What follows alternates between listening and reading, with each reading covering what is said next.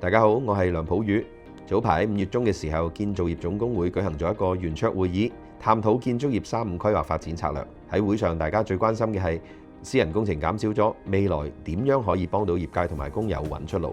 喺會上，我哋嘅共識係要搞好本地培訓，建立人才資料庫，推動一試多證，等我哋嘅技術人員可以喺大灣區發展，逐步實行持證上崗。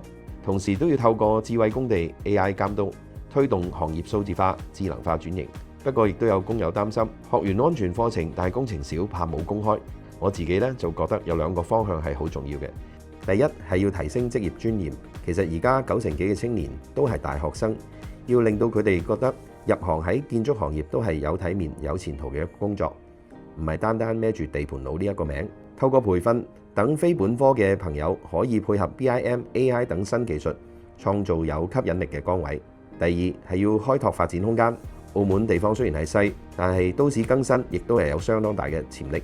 例如我哋幾千棟嘅舊樓啦，就算係小型嘅更新，都係細水長流嘅工作。如果政府能夠投放資源推動，既係幫助到業界，亦都可以持續咁樣培養人才。3-5規劃係契機，業界要團結推動政府落實，等建築業高質量發展，工友有工開有前景。